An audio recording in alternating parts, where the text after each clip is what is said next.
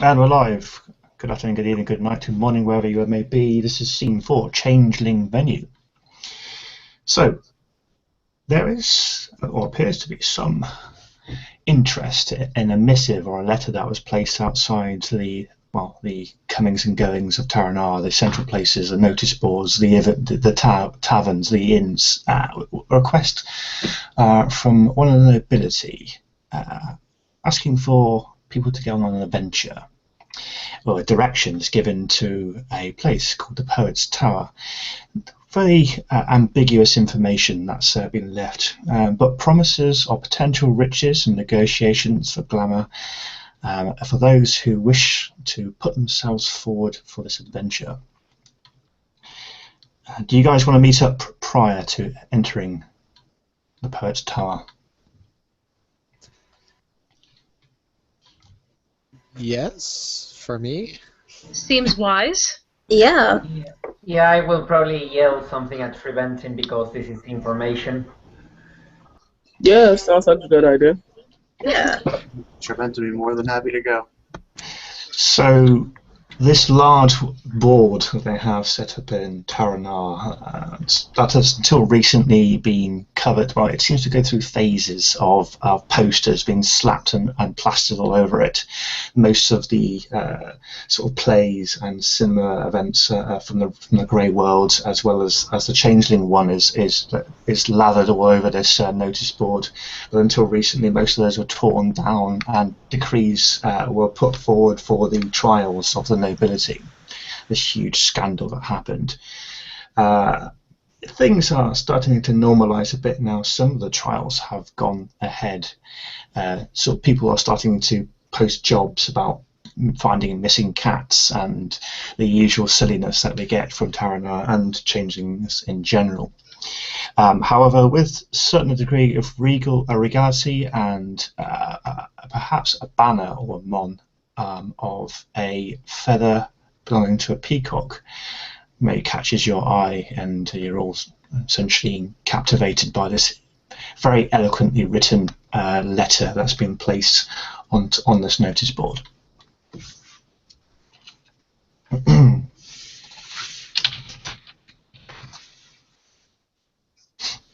Who would like to open the scene there? We could say that Pietro has to go to fetch Treventin and ask him to come with him to the Poet's Tower for a little bit of high adventuring between the two.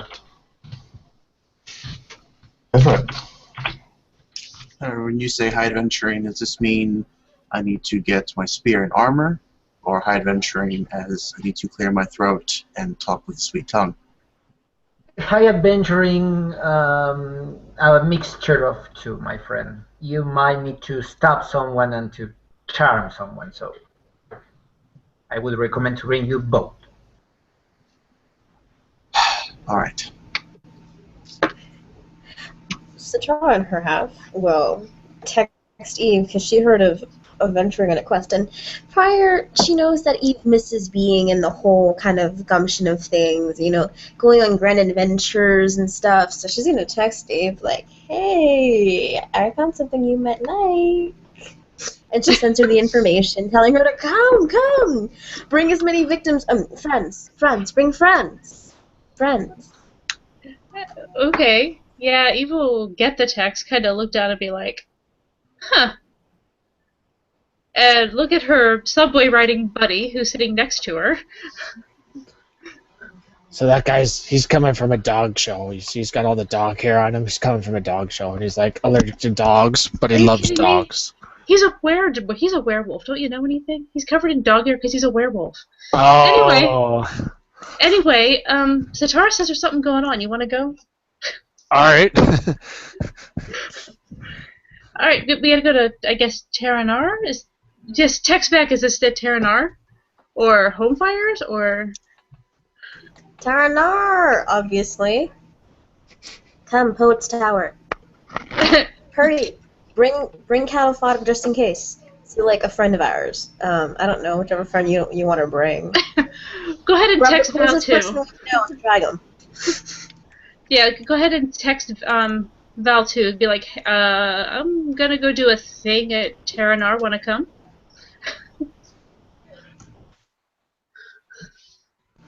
Do the thing.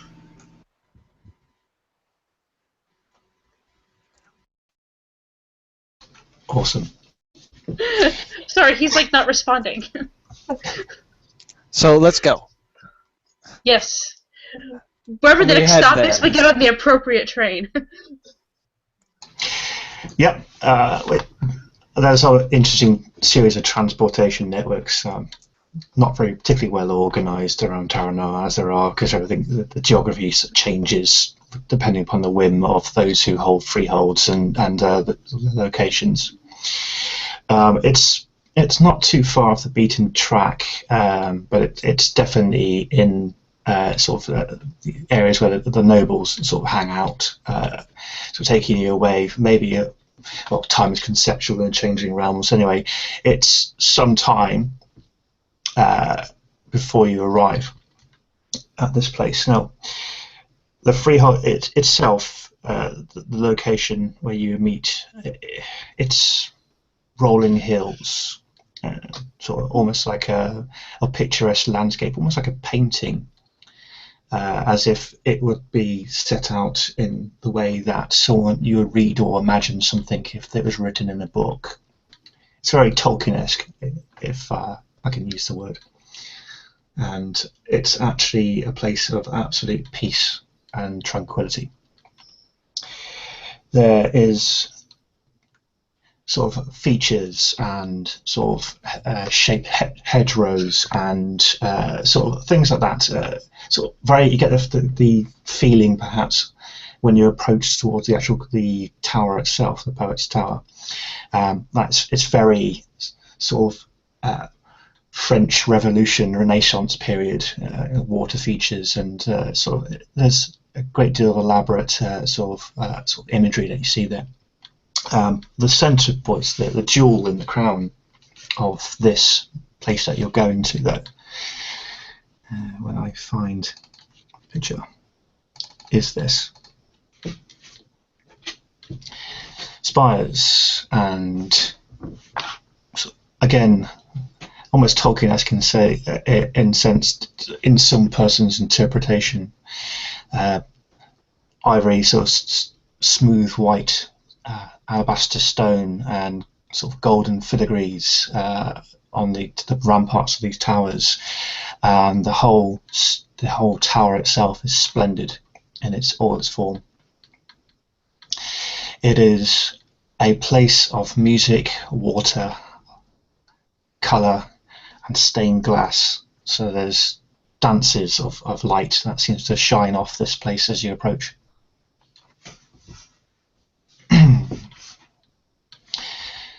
And you can see around the curvature of this tower a very large set of double doors, unguarded but wholly unwelcome looking.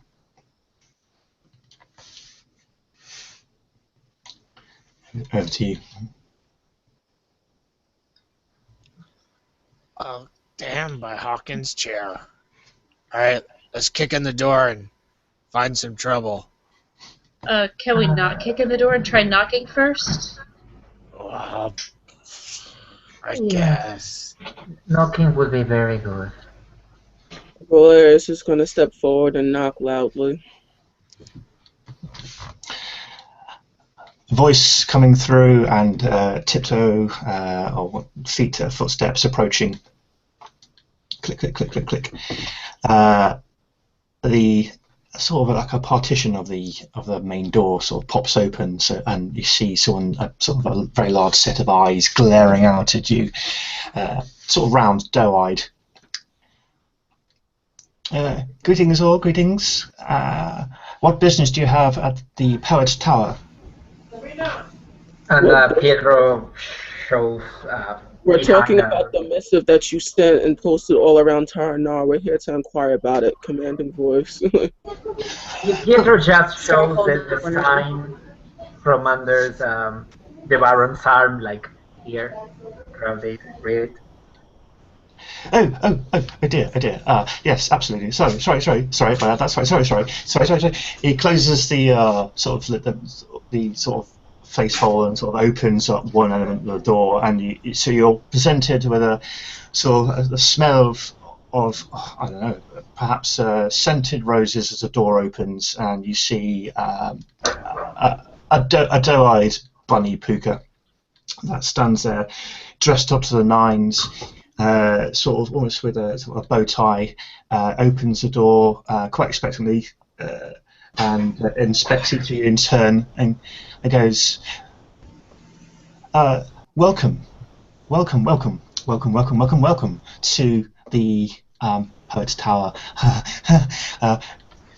Come on in. May I take your coats, or find refreshments for you? Hello. I think we're good. Right, we're all good? Yeah, pretty good. If you could just lead us to the person we're supposed to see about this here, that would be super awesome. Mr. Name? Name? Yeah. So, absolutely. The Castellan is organising that. The lord of this place is sadly indisposed at this time. But if I may take your names, I'll go and I'll go to let the Castellan know, and he'll meet you immediately. Cool. Okay. Should we go according stations? And he points to the Baron and the Baroness first. I guess so. Fanciest first? Oh, well, son of a crap face, damn it. Okay, fine. Chill, Esteban, seriously. Prince Esteban, Nail Kitbash, son of Saladin. Damn it. A notepad pops out, and he out of his pocket, and he writes that down, because I have absolutely no idea what he's just said, but he'll write it down. Welcome here to the tower, and he looks over expectantly. He hasn't, from the general impressions that you get so far, he hasn't twigged yet that as Baron and Baroness that he's greeting. You're just gonna see like almost like a nasty glare. Like he's getting increasingly more irritated the longer he sits here, and how this puka's like fumbling around for his words, and he's getting irritated. Like Pietro goes in front for thingy and goes like. I was gonna say, Eva's gonna grab his hand and just kind of be like, kind of lean close and be like, "Calm down." Pietro turns around, points at Eva and Valarius. I have the honor to present you Baroness Eve and Baron Valarius Fiona of House Fiona. Eve kind of smirks because I'm so not Fiona. And she goes like Baroness Eve of something.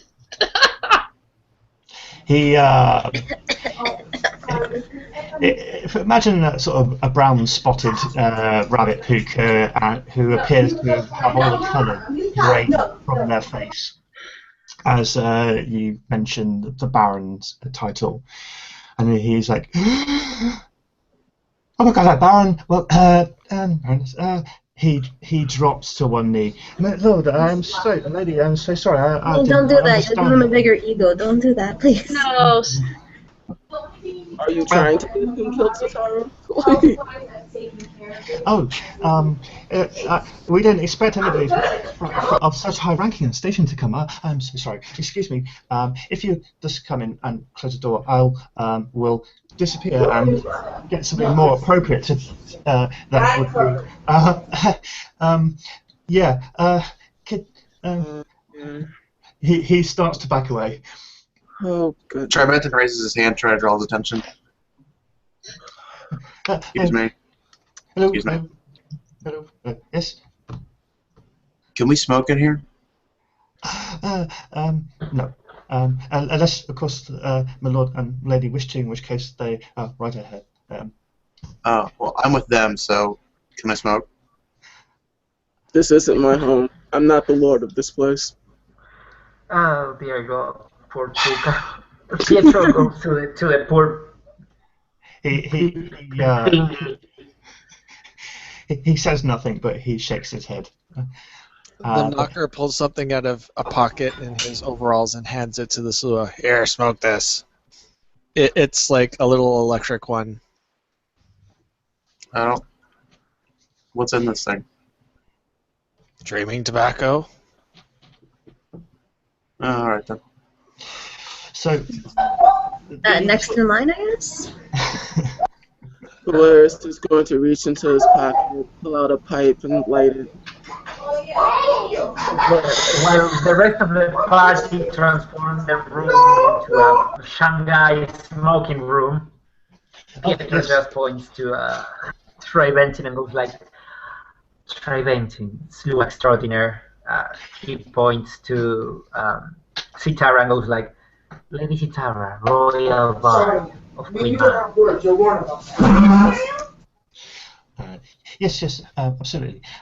If I can direct you all to your right, and so the Puka will make a gesture towards sort of a very large, sort of almost like an atrium door to your immediate left. He'll sort of skip over and will open the door wide for you, and it opens into almost like a sort of conservatory. Sort of fully decked out with very, very comfortable looking chairs, food, sort of tidbits on tap from food, and sort of alcohol available for you. It's where the dignitaries go once they enter the door, also waiting for the master of the house, or waiting to meet or arrange business. He bows humbly for you all and prays. Pray, please make yourself at home, and I will alert the Castellan immediately. Polaris is going to take a seat. Not even going to offer to help the Puka. Like, clearly. Well. Val, you seriously, it's okay. Just relax. I'm not even upset about it. It's just like, it's just the way it was done. It's just, yeah. So, sometimes people need more training. It's not that big of a deal. Just be nice. I'm not even mad at him. He's just like, that's just like an awkward position to be put in. Like, does the Lord even care about him? Like, this could have gone so much worse for him. The rabbit Puka's ears sort of, you can clearly tell he's paying attention to what you're saying. There's a certain amount of shivering that he's doing there now, and he's sort of biting his bottom lip in absolute horror. Just look at him and just be like, don't worry about it. It's fine. I'm not angry at you. I'm just more so confused why this is happening this way. I'm sorry, Lord. I was only given instructions by the Castellan. We're only expecting those of commoners and good standing. We never expected any noble to wish to undertake this quest. Well, nobles, we like our flights of fancy, you know. Got to be entertained. He nods. Please, make yourself at home, my lord, my lady. Looks around. Is it only Val and Eve who can get comfortable? She says to Esteban, "Is it just them?" I'm always gonna get comfortable too. I'm going to suggest that you may all get comfortable. Thank you. There it is. Oh, indeed, my lady Bard. In the meantime, we'll check out the place to see what kind of noblemen would live here. What kind of standing is here? Yeah, give me a quick sort of a perception plus investigation roll to make it difficulty 5. I'll give you the temperament. Okay. Lower the difficulty by 2 because birthright. Go for it. Yay! And I get all ones probably. Shit! 1 success. Amazing. Okay, so with 1 success, the first thing that you notice, apart from the fact that this place has been built from a very creative mind, but that seems to be fueled by what he or she has read or written. So it's very much things like stuff from Tolkien, stuff from sort of the French Revolution fiction, almost down to the romantic area. I mean, the conservatory you are seems to be almost straight out of Harry Potter. But there are an abundance of books, and you do see the motif of an emblem or family emblem almost within your one success of a peacock's feather. Okay, I will take note of the sigil. And the good graces, the puka will leave you with this wonderful sort of conservatory sort of waiting room. As a storyteller, I need to swap out my headphones so I can appear in scene. Please, if you could talk amongst yourself, I'll be right back. So, probably someone of not very high standing, the noble ladder lives here. Or maybe I'm wrong. Why do you say that? Everything seems to be taken out from a book, like Tolkien and Harry Potter. Really? Valerius is just gonna sit there with a smirk on his face and just not say anything. Because he's just waiting for this to unfold. Pietro, do you maybe think that maybe they were influenced by him? Also Could be the other way around. I mean, where are we? Also probably, yes. All I know is that this place is so cool. Yeah, the only thing I don't recognize is that sigil of a peacock feather, I think. It's very nice. Olympian. Ooh, Very that's Olympian. How much would it cost on the black market? Ooh, a good deal, actually. My manners, both of you. We're just thinking, right, Pietro? Yes, of course. We are just Just thinking. brainstorming. Praise that thing over there, just in case. She's like, ushers in way though. Praise that. This place is far too bright. Agreed. And back. It is not too long before the door sort of gently opens, and this time the rabbit puka does not stand there before you, but a very well refined looking troll. Sort of very a shade of almost like very pale blue, but he has a cravat. He looks very well mannered and very well tempered, and everything about this guy looks well refined. And he addresses all of you, my lord, my lady, and your honoured retinue. Welcome. I do apologise for my staff and how they greeted you, and it was most inappropriate. And the Lord of the Tower also wishes to convey his apologies, and will see you himself, as should be fitting for some of such a high station. And forgive us, we never expected someone of so high a station to visit. To avoid laughing in this guy's face, would that be a charisma etiquette?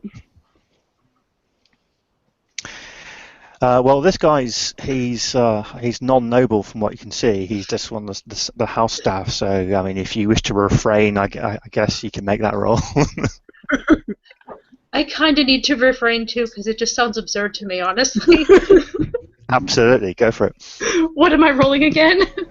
Satara's just scowling, just like, really? Really? No, get rid of you. What? Beatrice patting Sitara on the back, like, relax, don't go into that murder rage. What am I rolling again? No, but I didn't catch it. I'm doing charisma etiquette. Like Sure.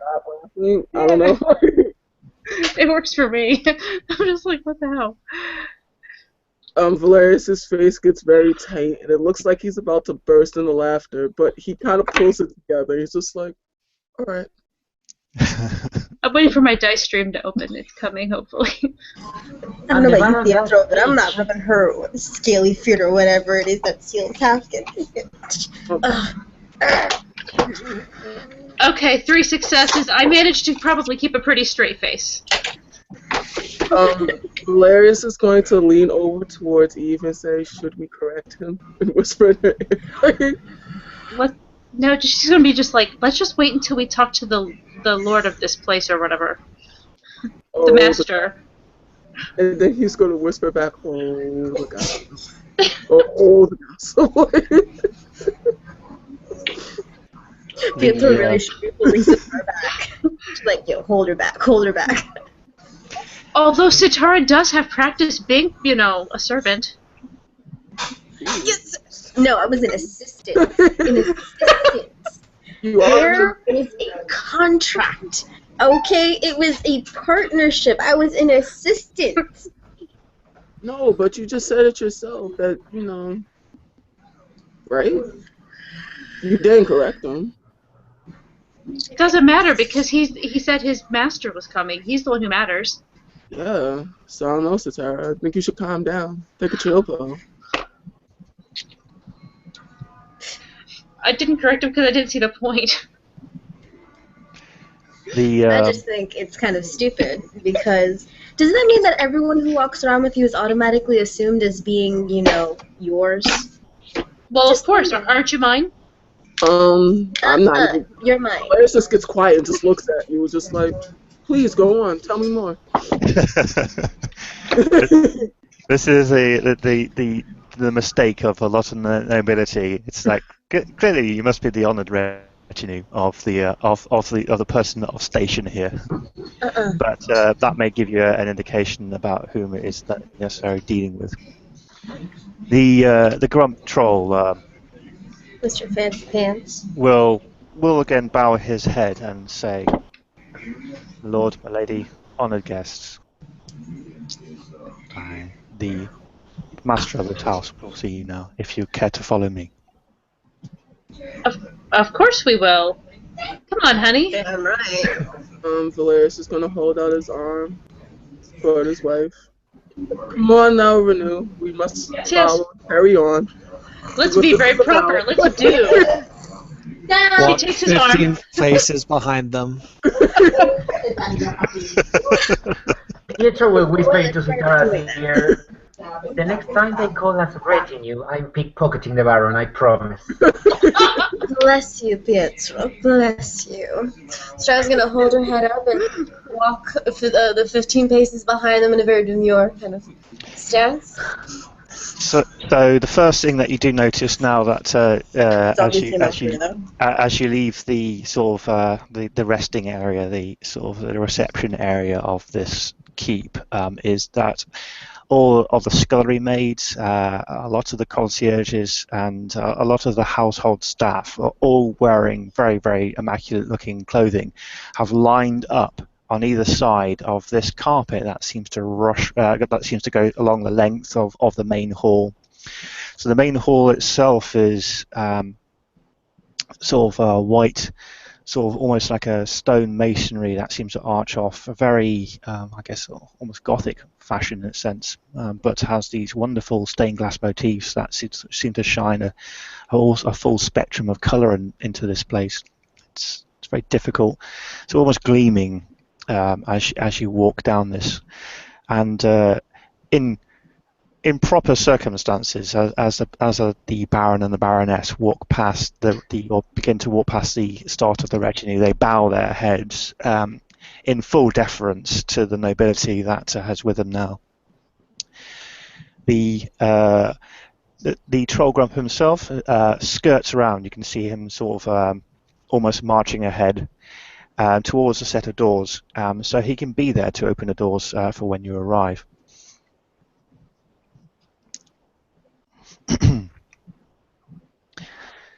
He waits for you, and of course you can take as long or as short as you need to walk down and savour this respect to your majesty.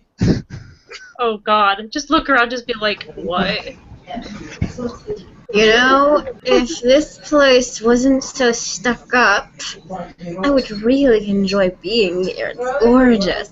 But everything has its downfall, doesn't it? Actually, grab Sitara so she can so I can hold her arm as well. She can walk next to me. Yeah! Takes her arm. Okay, this is better. I'm no longer mad at you. I love you again. If Eve has a dress, Pietro will just, pick the long part of a dress and carry it for her behind her. Like the good Slua he is, that he's trying to score points with the nobility. Charmantha walks up to Pietro. Pietro, I have a better idea. He holds his arm out. Honey, shall we go? Right. And he looks at All of you. Of course, darling. Oh my god, poor Esteban. He's the third wheel, isn't he? Come on, Esteban, you can do on the other hand. Let's show what Val's retinue are like. Yeah. I just sang at the back and just walk my respectful distance away from them. It's cool. Understood. The only one of us is actually royalty is the more demure one. Polaris is gonna whisper. You have terrible friends. They do awful things to people they don't. Oh, But they're just you having love us. fun. They're just having fun. Let's hope our host holds the same reference. Hey, you're the one who married down. You have to deal with the I consequences. did not marry down. Stop down putting yourself. Hey, he's the one who offered, okay? He put it everywhere. The posters everywhere. Who knows what other kind of people could have came instead of us? Loudest, Tara. My goodness. I can't Oh, be we're just louder. being silly. Everybody calm down. Let's go through the door. Yeah, come on, honey. She grabs Eve. Let's walk faster. It's not too long before you obviously you sort of bypass this level of pomp, circumstance, absurdity, and you arrive sort of at this sort of double set of doors. And the troll again, the Castellan, will bow and say, "My lord and lady, this is the master's study. May I introduce you to Count Prospero. Prospero falls ep Eiluned." And he will open the double set of doors for you. So the first thing that you'll see is, again, almost a perfumed sort of scent that opens as the doors open. And it is as if this sort of master's study is built within a very circular tower. The first thing that you notice sort of when you pop your head around is the fact that there's almost like a circular library, a spiral of bookcases that seem to go all the way as far as the eye can see. Again, it's very, very stained glass, and there's a lot of changes and sort of rainbow colours that seem to be sort of playing around your sight as you see this. It's like a globe stays there, and things that you would expect to see perhaps drawn out in a like Shakespeare's rooms or something along those lines, of scrolls, parchments, and vellums, books that have been sort of written. And you do notice that, right, not sitting, of course, because that would be too rude, even for somebody this, standing also has a study table.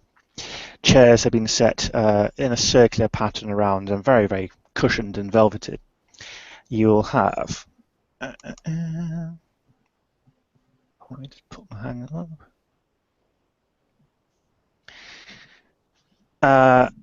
A man, a she, wearing a robe that seems to drape straight down to the floor that catches the light. It appears to be almost silver, brocade, and gold. And he appears to be have sort of hair that's straight back combed, and appears to be wearing a mask on one side of his face. Around his shoulders, a living creature sits. What looks like a peacock.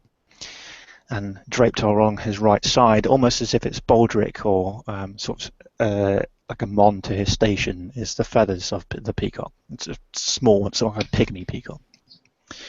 And he looks over at you and curtly nods.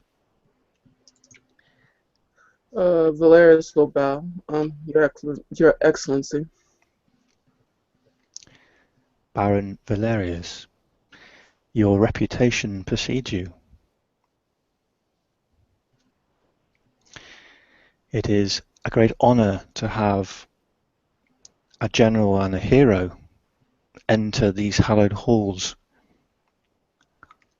I am most humbled by your attention to my request. Please join me and take a seat. Valerius will take a seat and kind of look towards Eve to see if she follows his direction. To have offered a seat to her husband before herself. It's a little odd.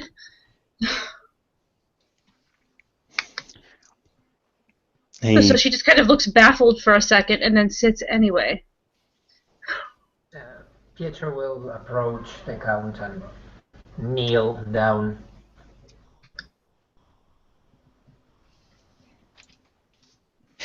He gestures with a hand to your loyal retinue. Of course, doesn't say so much. Please take a seat, and may I offer you refreshments?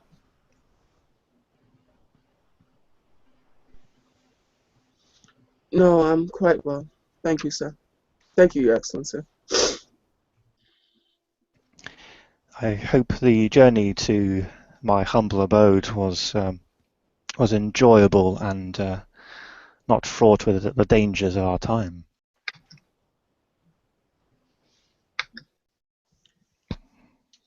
The times we have are indeed troublesome and perilous, but as good she do, we will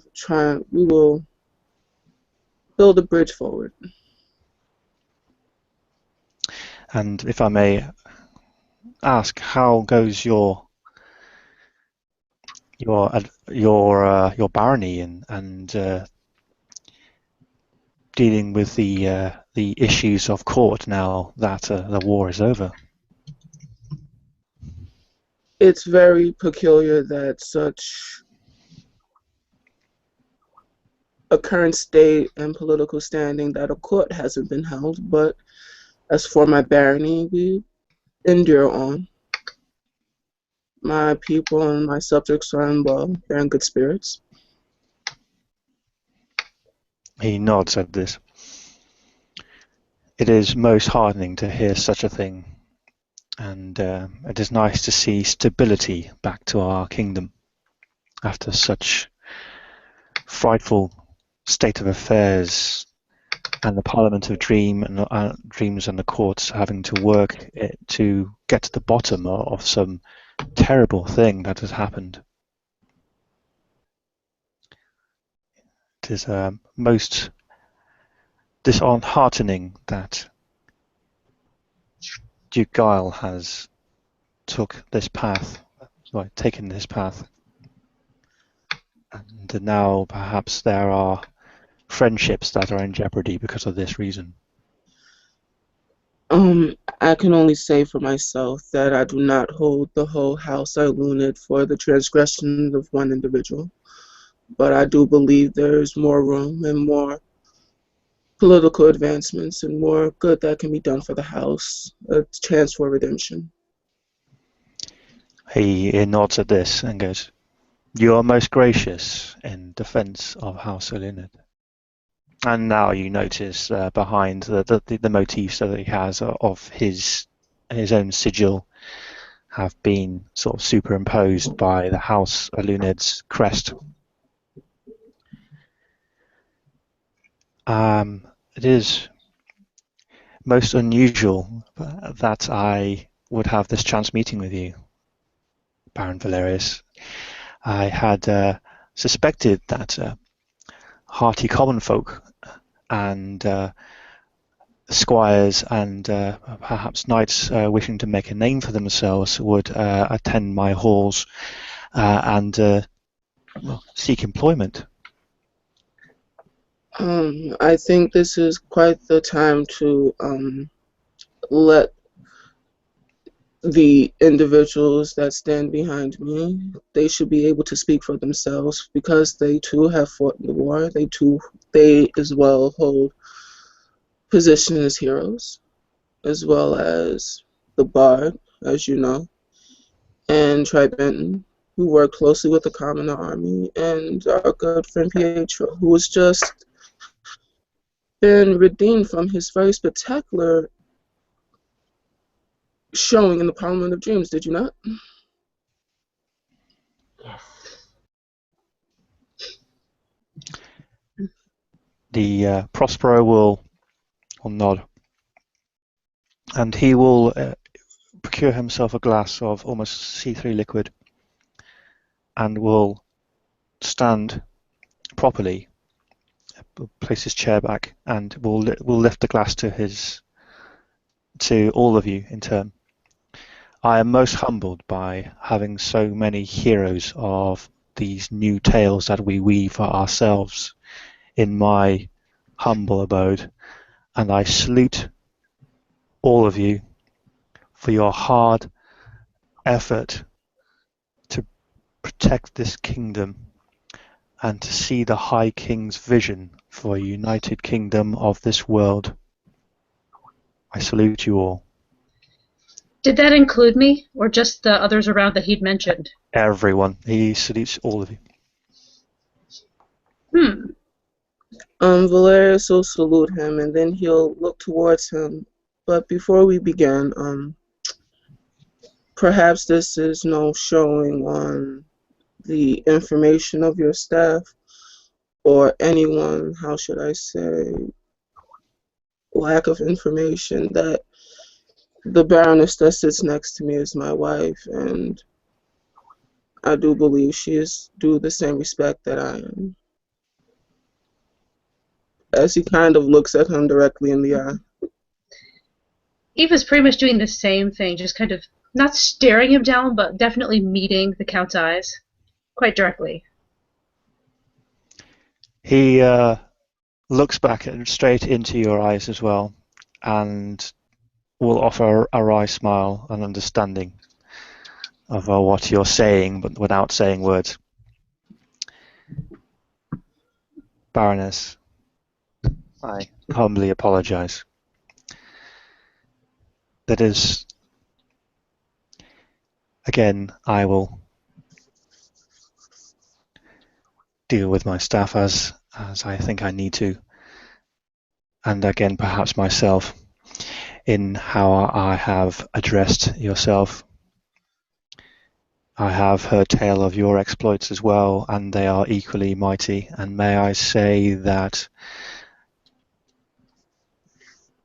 it is an honor again to have you here, and your beauty colors these halls and makes us all the better for it.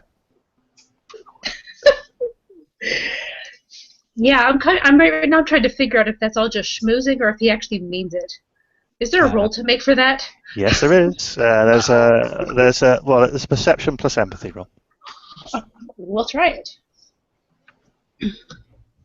Really, Christy? I make you roll that for like every single fucking scene. Well, I have the dice, so there you go. As long as the rolls. She appears to have been frozen in a very, very compromising looking picture. There you go, back again.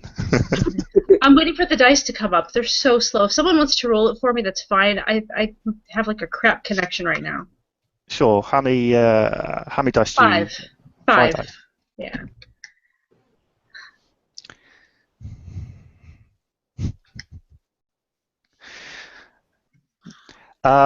He's being genuine. Okay. There was a moment of delay as he was trying to find some words in some historic text or some Shakespearean language that he could apologise to you without having to say, "I'm sorry." Hilarious. Just wanted to see what he was going to say, honestly.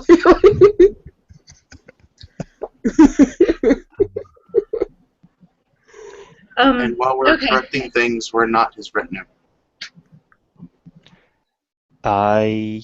He looks puzzled for a moment. This and is then why I made the previous statement. and looks to the Baron and Baroness and understands and goes, I see. These are our friends. We just happened to all decide to do it together. Yeah.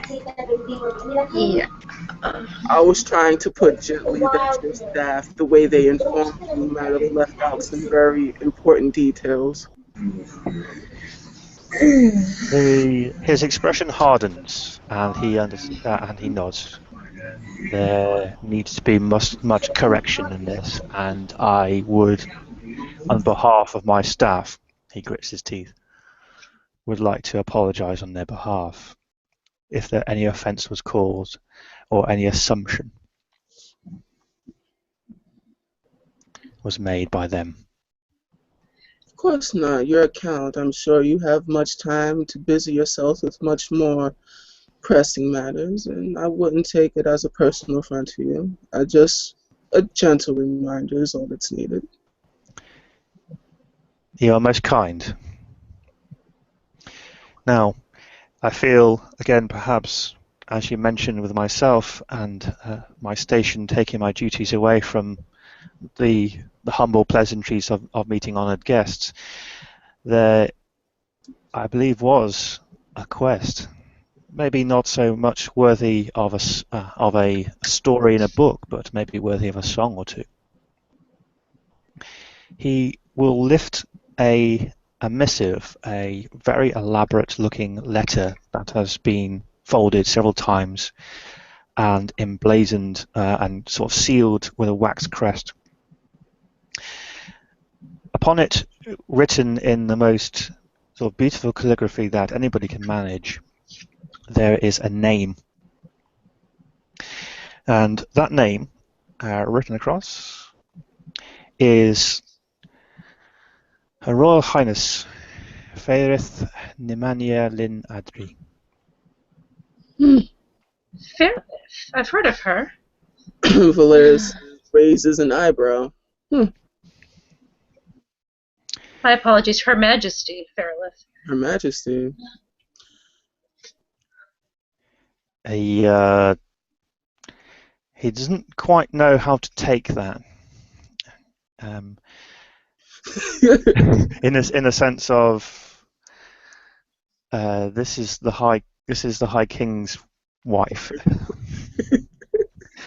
It is. Yes, it is. It is. That's why Her Majesty is appropriate here. He'll look down at the letter and then sort of look up at you, paying attention to the name, and will say, the quest, although perhaps humble in its nature, may be fraught with danger because I'm not exactly certain where the Red Branch Knights are right now. I know they operate and they are searching and questing in the sort of deeper dreaming, which is fraught with danger for those who are unprepared for it. But the request and the quest itself would be to deliver this missive to Her Royal Highness, and I do feel somewhat uncomfortable in charging someone so high a station as yourself, Baron and Baroness, with a duty perhaps that maybe you do not have time for. Any information about finding the good queen is imperative. I took the oath when I entered this kingdom that I would help it, so it's not beneath me. He nods. And of course, I I did not hope to insult you by offering a payment so low beneath your station for this, because it is a letter that is in the interests of the kingdom. Perhaps then we can discuss a renegotiation upon court politics that are coming up. We can discuss something more amicable. I understand. And from your friends and your heroes, that honour me with their presence as well, would they? Should I negotiate with them in terms of payment? They are of their own. They are here of their own will. If they wish to negotiate their own terms, that's their prerogative. I understand. If I may be so bold as to ask a question, if I were to charge yourselves with this quest to deliver this letter to Her Royal Highness, would you be going as one group or two? Or perhaps more?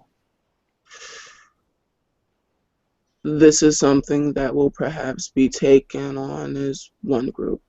He nods. I wish then perhaps to, this is what I'm prepared to offer. I will fully finance any operations, anything that you require to make your journey to deliver this letter as easy as I possibly can. I am currently unable to supply men-at-arms, but I can lend coin to this, and I can also offer or open this household to Glamour if people wish to, if your friends wish to charge themselves before undertaking this quest.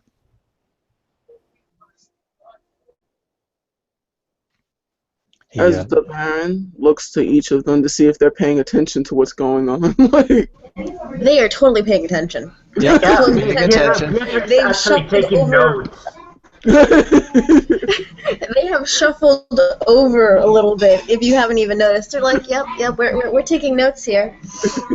So, yes, you were saying? Continue. We're paying attention. just making sure. Do you want to take notes too? I mean, I'm pretty sure we have like an extra piece of paper or something. No, I know what I'm talking about. I just want to make sure that I'm not doing anything too fast. Then all is well, Baron. He Prospero nods and understands. I understand. Then, Baroness, honoured guests, I believe I'll have my Castellan prepare a contract for us, because everything must be by law. However, if I may hand you this missive now, I entrust it to your keeping, and he will proffer the very elaborate sort of folded and sort of envelope for you. If I may say, this is in the spirit of the kingdom, and is a private letter between Her Royal Highness and myself. I trust I need to say no more. I understand the sensitivity of such a missive. And let us hope that these words written on parchment and our deeds today form the foundations of something stronger for our kingdom. Can I make a perception kenning on the envelope that was just handed to me? Certainly can. Okay. Also, maybe an intelligence gray mare just to see if you can remember anything. Okay. That's one success. Okay. What kind of information do you wish to divine from the letter? I just want to see if there's anything, obvious cantrips, on it or something that I can see. Is it goblin paper? That too. With 1, 2, 3, 4, 5, 6, 7, 8, 9, 10 successes? It is paper from the stuff of dreams itself. It doesn't appear to be anything special, and there don't appear to be any cantrips in place on it. Okay. Can I get intelligence Greymare then? As Sarah said, what would you be focusing on, if I ask? Oh. The type of magical paper. If I can roll that, please. Also, I will be focusing on the wax that seals the envelope. Okay. Willpower. Ole, 5 successes. It was standard difficulty? Yeah, we'll go with that. Okay. It's 6, excuse me. 4 in my case. Okay. The paper itself has no special properties about it. From what you can see, it just looks literally like very, very nice paper that has been purchased at great expense, as you would if you were writing to a member of royalty. Mm-hmm. The seal does feel a little bit magical.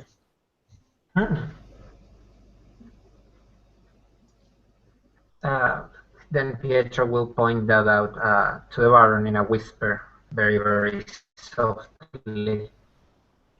The Baron will smile and just nod and say, as you wish.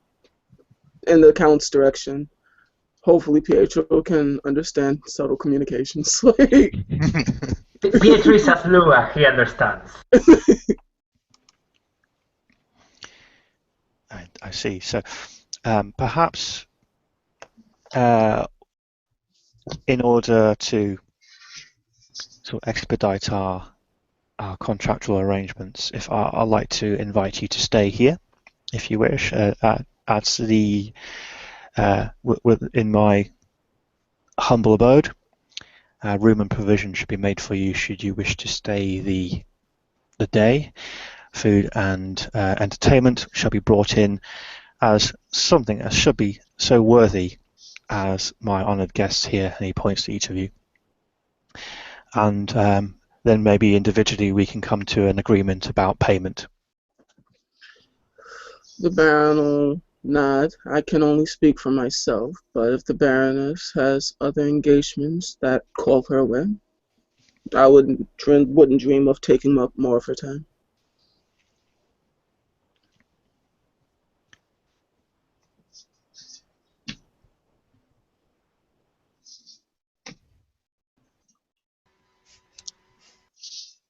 Oh shit, I'm gone. Shit, I said shit. Shit.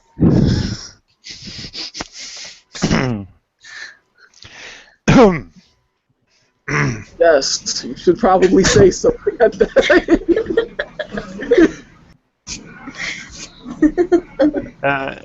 Very eloquent, Esteban. Yeah. Very No roll is needed for that one. There's a slight narrowing of eyes from the Count, and he coughs, almost like as in to sort of cough over the word, so he won't have to make an example. As the Baron just kind of looks at Eve like, oh. As he'll kind of think to himself, she'll learn etiquette one day. She's actually not bothered by anything Esteban said.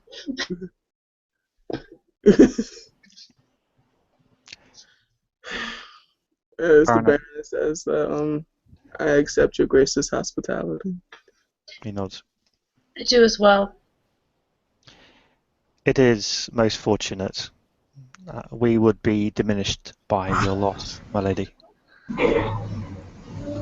Stretches his hand like, I guess I'll stay too. I don't know. Is he talking to us?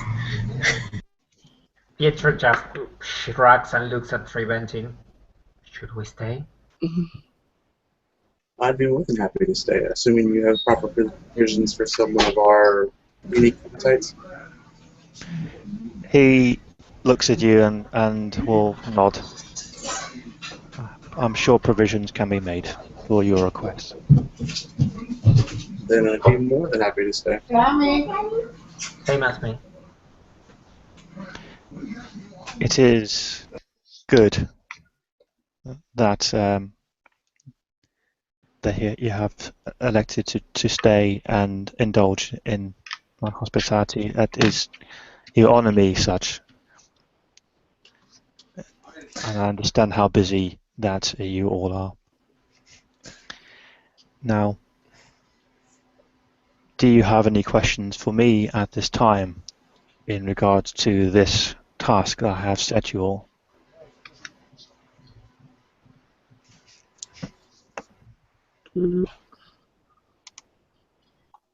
Valerius will look and say, there'll be time for discussion later. You nods. Then, if I may, there are duties that my station has to attend to, and I apologise for having to leave you. The livery of all the towers of this place and its grounds are open to your exploration, and the staff and the concierges will ensure that all your needs are met whilst you stay here. It will appear later this eve, and perhaps we can have a meal together if you wish, or we can meet again in the study and discuss payment. The Baron will nod. That sounds agreeable, Count. And with no word at all, almost within a second or two of the Count finishing his sentence, the double doors will open, and you'll find that just the Castellan, the troll, will be awaiting to show you around and to show you away from the master's study. Go with him. Valerius will stand and reach out his arm for his wife. Yeah, go with him. The Count will place his hand upon his heart and will bow a shallow bow as you all leave his presence. So Jarvis is gonna give a curtsy and wave by as she's leaving behind them. Just like, Yeah, I was gonna say offer a curtsy as I leave. Just, respect. gives the curtsy and her own personal. Hi, thank you for letting us stay and stuff. Very awkward, following behind them. And as you leave, double doors are closed, and you notice Prospero is watching you all leave, and the doors close upon his face and his visage. And you're left with the troll, the Castellan. My lord, my lady, honoured guests, I am at your disposal. My name is Castellan, and I may be addressed as such, or whatever you wish. As my master has said, the grounds of the Poet's Tower are at your discretion. Is there anything that you wish from me at this time, or is there anything that I can get for you? Where are our rooms located? Your rooms have been prepared. They are in the first floor of the livery of the tower, and we have tried to find the most picturesque rooms that gives you a wonderful image of the rest of this realm. And I believe he consults what appears to be a 16th century version of an iPad. So an iPad, and we'll say I believe there are some special requirements as well. Valerius will look towards the Fluha in the party. Oh, yes, we require food and drink that is old. The cellars have a fine pedigree of wines. I believe that they will suit your palates. When we mean old, we mean. And he looks at Treven. They mean they want rotten food to And then eat. he points us at Stevan and goes like, as my friend the knocker said, yes. He Blair nods. put a hand to his face like, God, like, just let this end. Like, I'm sure the Count's people understand that, right? Yeah, so I think it should all be good. Right, Castellan? He nods, and we'll offer a deeper bow. We have anything that you have outlined there to suit your palates. Entrust in us. Groovy. And he will say, would you like to, shall I take you to your rooms now, or would you prefer that to sit and rest for a while and I can bring refreshments to you? I think we might like to see our rooms, if that's all right with you. I understand. So, essentially, he will lead you up these velvet ornate stairs, again washed with colour, sort of purples and mauves, and the light itself will sort of play, again, dancing mirror colours everywhere, and will take you to rooms that will be shaped by your own desires. So they stand in flux until you open the door, and then what your perfect ideal room would be is there presented for you. That's interesting. I imagine Eve's and Val's are totally two different ideas. yeah, so it's like an amalgamation of two people. Like weird crap. it's a like a 4-poster bed in a swimming pool. One thing that you will notice, it'd be because Prospero is this, it would be the ideal personification of what Baron Valerius would see as an ideal room. Oh, damn. Just stare at it and be like, more posh crap? And Val's gonna whisper in her ear, this is why I said it might be important to join a house. Really? So I'm a second-class citizen because I'm not part of a house? That's just ridiculous, and you know that. Sweetheart. It's all very quiet. It's all very quiet. I'm not like saying this out loud. You know, the Castellan, he has nothing to do with it. Well, from you can make a you can make a. I think it's a Graham Era Kenning roll if you wish, but it is apparently built upon the perception or upon the desires of whomever it was that opened the door. So this room only appears to have registered the Baron. Well, then I'm going to go get my own room, damn it. The Castellan will be more than happy to assist you with this. A adjoining room, perhaps, and a door. No, it's unnecessary. It's just far too fancy. Valerius is just going to glare at his wife like, well... It's fine. I'm used to this. That's how his whole barony is. Can you smile? Be nice? I'm not being mean. It's a lovely room. Less snark, my dear. No, it is a lovely room. I'm not being sarcastic at all. It's just not to my taste. Go in the room. The Castellan obviously hasn't heard half of this conversation, Good. but will procure a key from his suit jacket pocket and will will try to attract your attention. Baroness, if I may. And he procures a key for you. This is a key to a room on the ground floor. I believe it is as my master has asked for you to be made comfortable. I believe that you may enjoy the contents of that room. Okay. Thank you. I'm going to stay here with him, though. As it is perhaps something that you wish to enjoy in your spare time, and it is. I can arrange another room for you, an adjoining room perhaps, if this is not entirely to your liking. Don't worry about it. I'm fine. Trust me.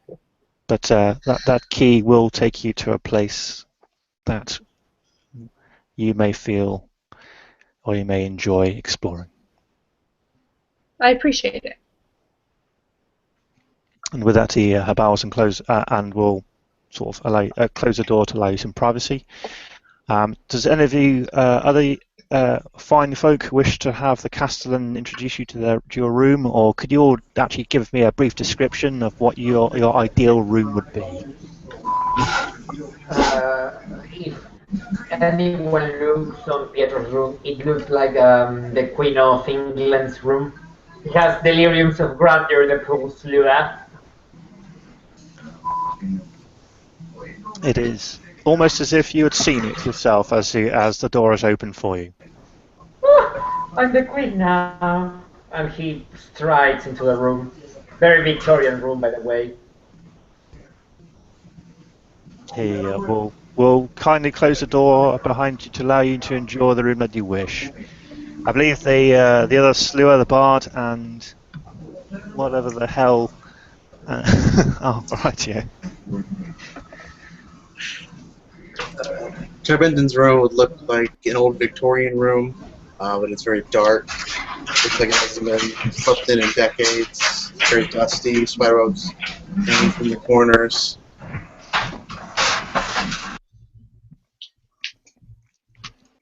How delightfully Slua-ish. Bard has yet to speak. The bard happens to be an issue who adores the richer colors, the finer things, jewel tones. So when she goes to her room and she opens the door, she is hit with a scene of beautiful, lush velvet pillows all around, circular bed. There are canopies with nice, really soft fabric. There are jewel tones everywhere. You get it. Even the air smells spicy and rich. She's simply in love with it. And she just kind of plops on her bed and waves the doors to be closed. She's not leaving the bed anytime soon. She's going to take a nap, and then she's going to look for a library. But first the nap. Go away. The doors are closed and by the Castellan.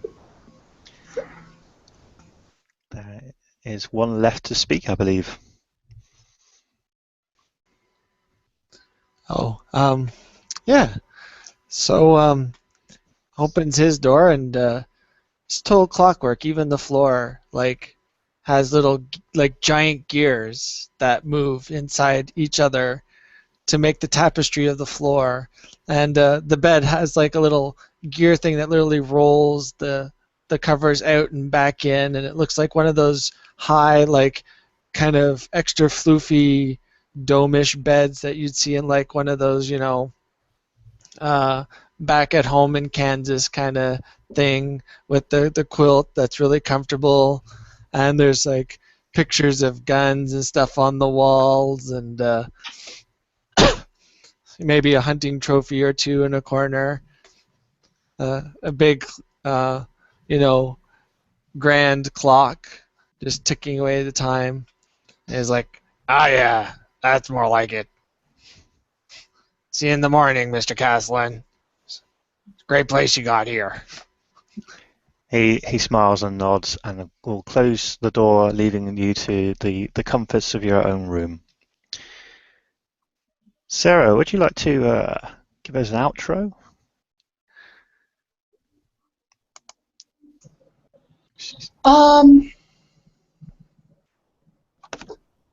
I would say let's go along the line one more time. Give us one more thought. This is the first time I believe that any of you guys have met a Count, as far as I know, and just give your various impressions about what it's like. It's very different from a barony.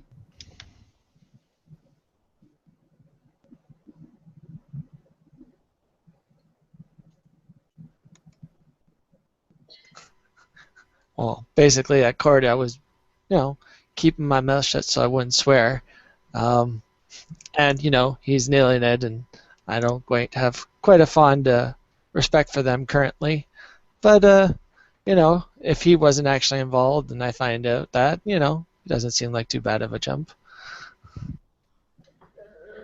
Pietro doesn't trust the Count because he's Eiluned, but he's giving him the benefit of the doubt at the moment.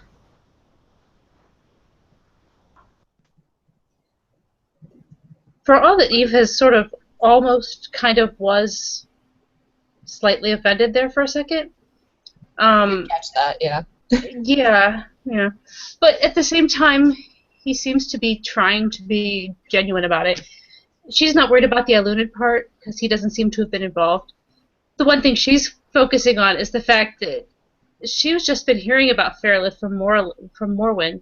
So this is a really unique opportunity. She's all about this. She's like, I want to meet this woman if at all possible. So that's what she's focusing on. Valerius is looking. He is very quiet. This is not like him, and he's sort of wondering maybe it would have been a better idea for him just to go by himself, but it can't be helped now. So just hope that none of his friends do anything silly, trying to be brave or noble. I imagine a small part of him is also thinking, so this is what it would be like to be a Count. He's trying he's not getting his hopes up. Based on his friends, this will be a long, long way away from him.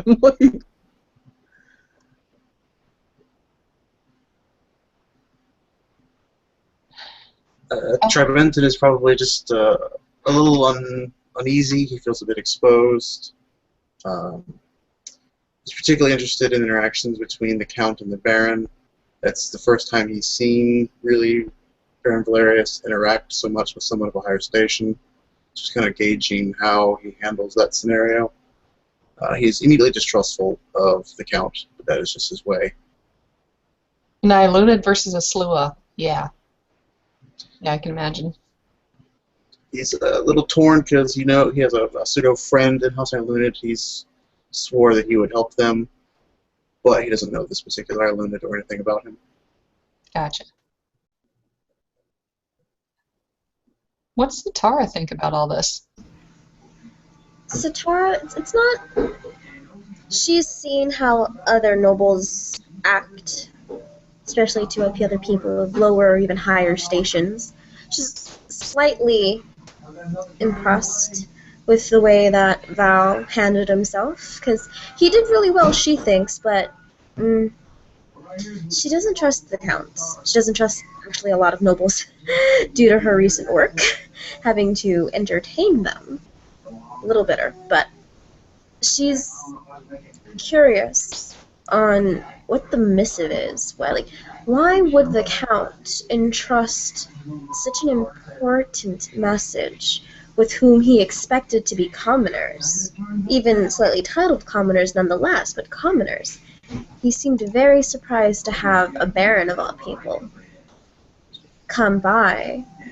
He didn't even blink at Esteban, who was a knocker prince, but Baron Valerius, who's a she, he was a little unsettled by that.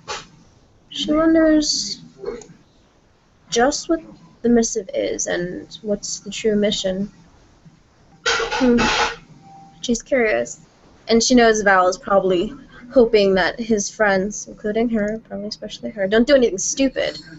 So she's gonna be quiet for now, stick to her room, maybe take a jaunt to the library, keep an ear out for things servants may say. You never really know what you'll learn from scullery maids and such. She's curious now. Oh, okay. So she's gonna actively be trying to schmooze with the commoners and stuff when this is going on. Yep. Okay, I will keep that in mind. Okay, well, cool. I think we'll call the scene here. Anybody that saw all this, thanks for watching.